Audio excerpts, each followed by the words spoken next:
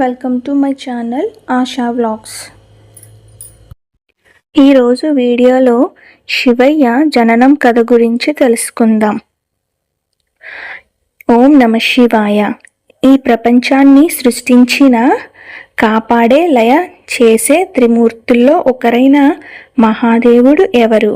శివుడు ఎలా పుట్టాడు? నిజంగా ఆయనకు జననం ఉందా? ఈరోజు ఈ వీడియోలో మనం తెలుసుకోబోతున్నాం శివయ్య జననం యొక్క అద్భుత రహస్యం గురించి.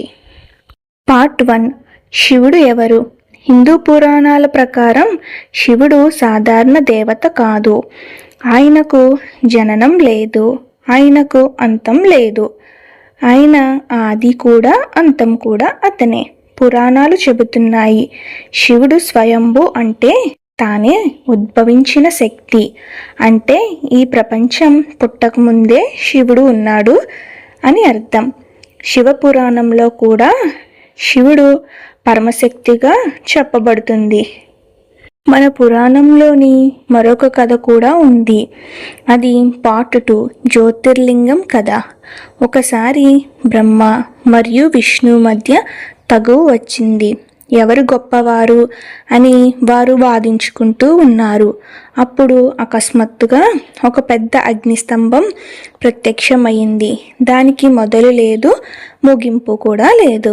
విష్ణువు వరహ రూపంలో కిందకు వెళ్తూ ఉంటాడు. బ్రహ్మ హంస రూపంలో పైకి వెళ్తూ ఉంటాడు.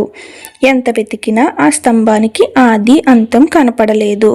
అప్పుడు వారు గ్రహించారు ఆ అగ్నిస్తంభమే శివుడు అని. ఇది శివుడు అనంతుడు అని చూపించే ఒక కథ.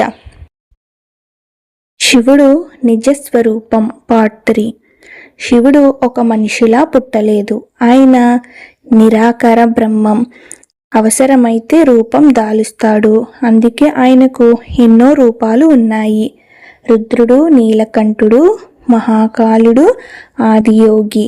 శివుడు అంటే శాంతి, శక్తి, జ్ఞానం అని అర్థం. ఇలా రకరకాలుగా శివుడికి అనేక పేర్లతో మనమందరం పిలుచుకుంటూ ఉంటాము. ఇక పార్ట్ 4, శివ పార్వతులు. శివుడు తర్వాత పార్వతీదేవిని వివాహం చేసుకున్నాడు. వారికి 2 పిల్లలు, గణేశుడు, కార్తికేయుడు. పురాణాల ప్రకారం గణేశుణ్ణి పార్వతి తన శరీరంలోని మట్టితో సృష్టించింది. శివయ్య జననం కథ మనకు ఒక గొప్ప సందేహం ఇస్తుంది. నిజమైన శక్తి మొదలు ముగింపు ఉండదు. అహంకారం వదిలి జ్ఞానం పొందాలి. శాంతి, భక్తి ఉంటేనే జీవితం సార్థం అవుతుంది. ఓం నమ శివాయ అని జపించండి. మనసుకు శాంతి లభిస్తుంది. ఈ వీడియో నచ్చినట్లయితే please like, share and subscribe. Thank you for watching friends.